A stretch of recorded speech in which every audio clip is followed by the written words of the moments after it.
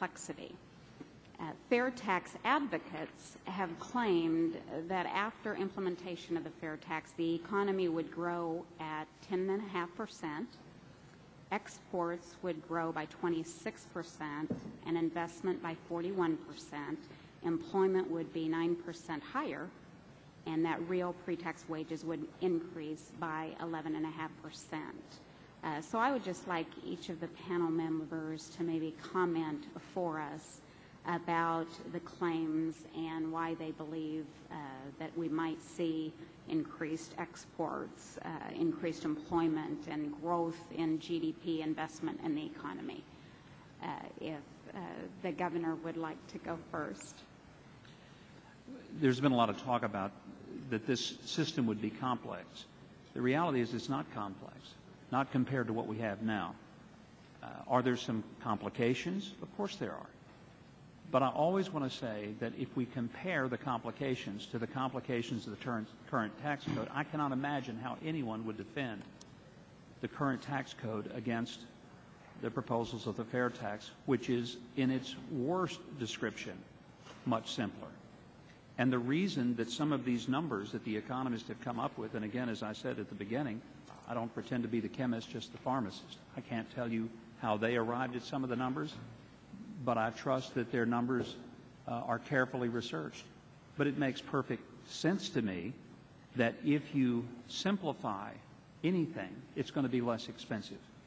And the reason that so much of what you see in the fair tax is effective is because it does simplify things for the individual who now stays up until midnight rushing down to the post office on April 15th trying to get the tax form in the mail, or generally goes to a tax preparer and hopes they get it right.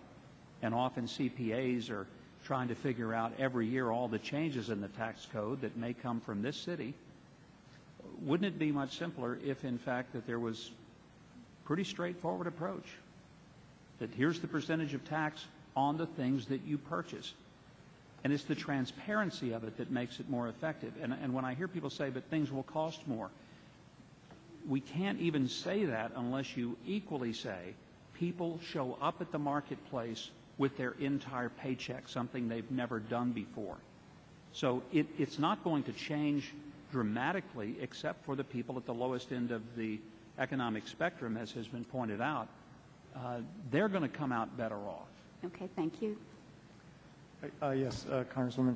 The calculations for the growth of the economy are based on simulating a large-scale life cycle model that takes into account people's incentives, but also what we economists call income effects. When you put on, we have to realize that this decline in the national saving rate that's occurred over, 5 decades, 6 decades now, has corresponded to a major increase in the absolute and relative consumption of the elderly. There's been a huge transfer from young savers to old spenders systematically through time, through the entitlement programs that we've been running.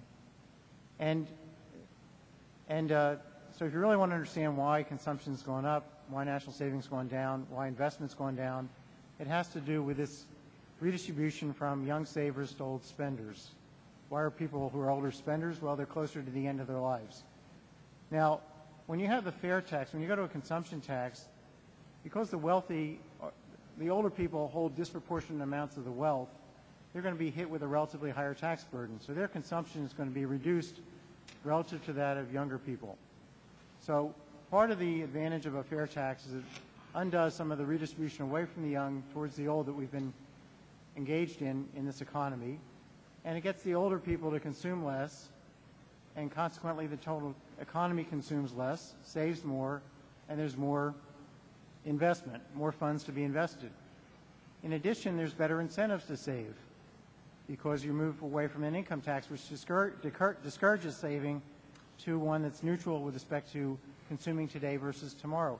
The third thing is that you eliminate the corporate income tax so that companies, international companies, are thinking about whether to invest here or there, say, well, gee, if we invest in the U.S., there's no corporate income tax anymore. So these three elements are the main reason why you see in these simulations some very significant effects through time. It's not supply-side magic. It's not that at all. There's no supply-side gobbledygook here. I'm not a supply-side nut, okay? I think a lot of those folks have done a lot of disservice to economics. This is just good old plain fashioned neoclassical economics delivers the goods if you actually look at what's going on in terms of who gets what under this system. All right, thank you. I yield back. Tax code's broken.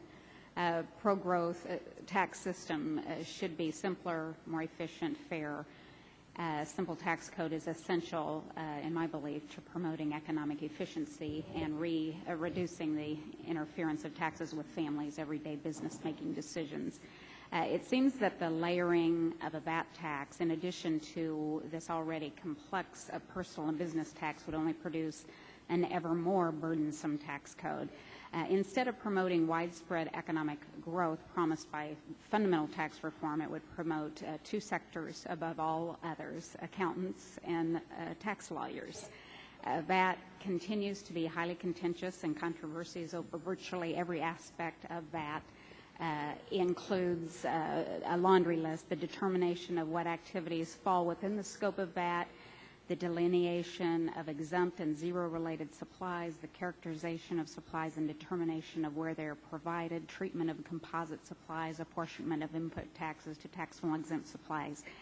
As VAT tax isn't immune from controversy, I'd like you all to comment briefly or elaborate on which aspects of VAT tend to invite controversy and litigation, and are there any particular cases that should caution the United States from following other countries in enacting VAT?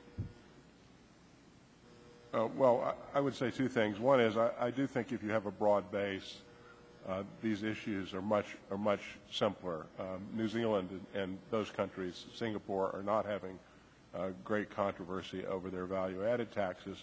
And if you use the revenues from a value-added tax to remove 150 million Americans from the income tax, and you use it to get a 15% rate on income above $100,000 and 25% above $200,000, which is distributionally neutral, and can have a 15% corporate income tax rate, we will have put the United States in a much better position. And I think you'll find that the amounts of money that are being spent by businesses on tax planning and tax advice, and this is the only sector in which the current system creates jobs, is the tax planning, tax return preparation, tax advice sector. And I think a value-added tax, from all experience, if it's used to buy down the income tax significantly, would make a big difference.